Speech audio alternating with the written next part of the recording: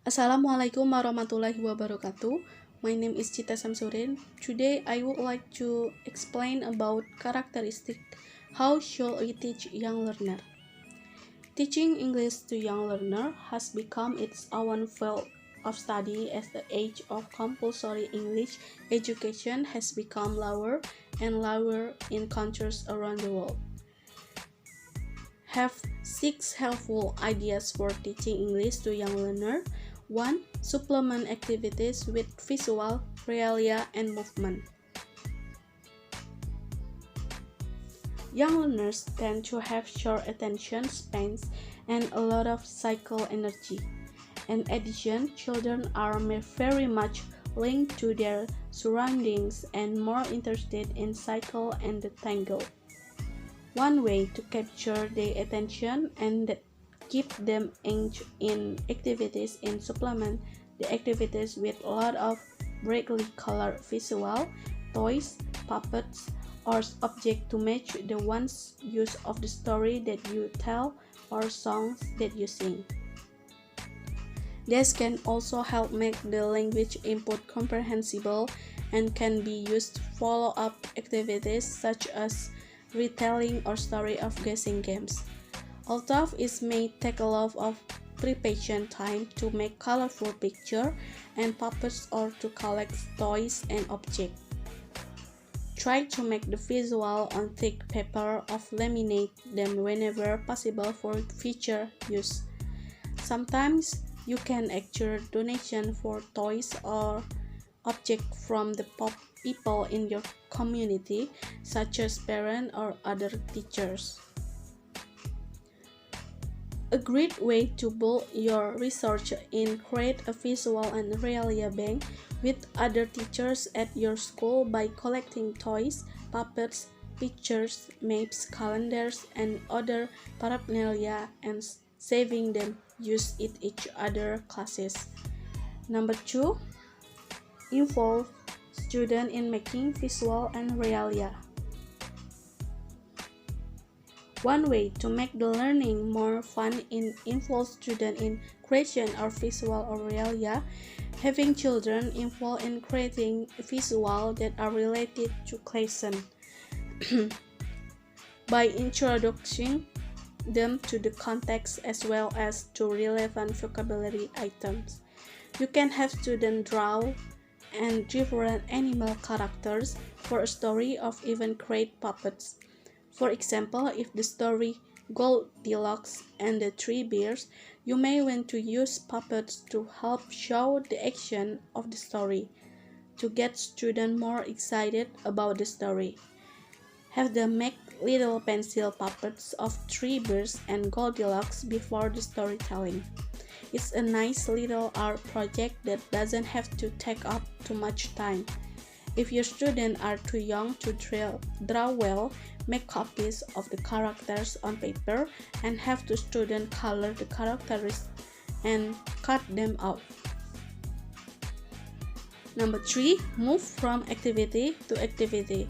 As stated before, young learners have short attention spans. For young students from age 5 to 10, especially, it's a good idea to move quickly from activity to activity. Don't spend more 10 or 15 minutes on any one activity because children tend to become bored and easily.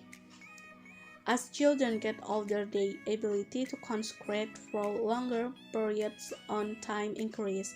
So, for student age 5 to 7, you should try to keep activity between 5 and 10 minutes long. Student age 8 to 10 can handle activities that are 10 to 15 minutes long. It is always possible to repeat an activity later in class in the next class. For example, if you're teaching a song or telling a story, don't stay on the song or story the whole class time.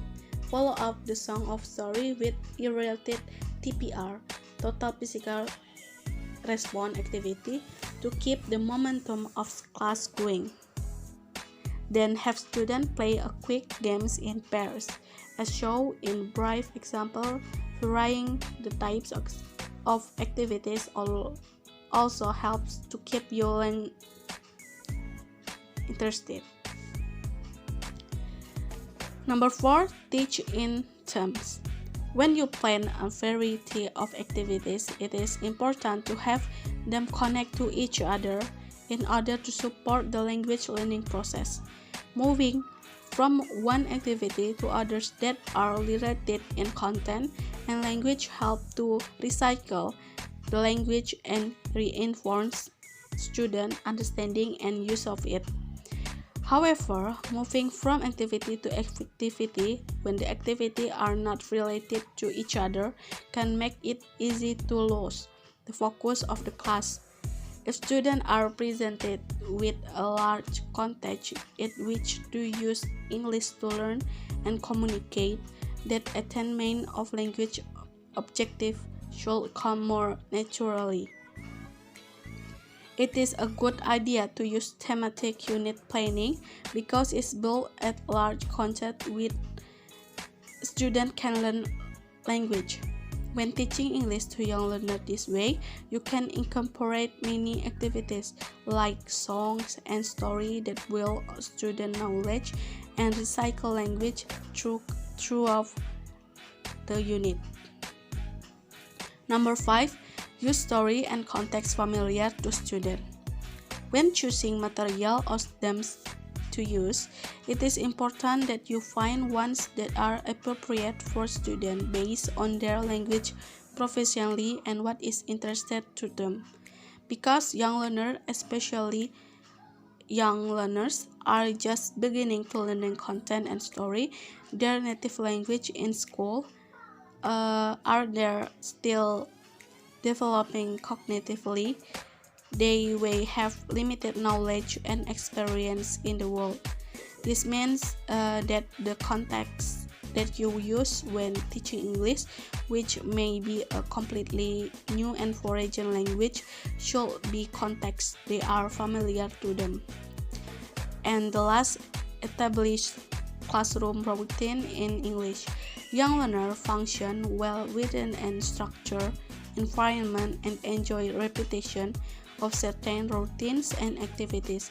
Having basic routines in classroom can help to manage young learners. For example, to get student attention before reading in story or to get them to quick down before an activities. The teacher can clap short rhythm for students to repeat. Once students are settled down, and the teacher can start the lesson by singing a short song that students are familiar with, such as the alphabet song or can they particularly enjoy. Here is can with TPR, total physical response, that can get students ready to begin the class. Okay, I think enough. Thank you for your attention. Wassalamualaikum warahmatullahi wabarakatuh.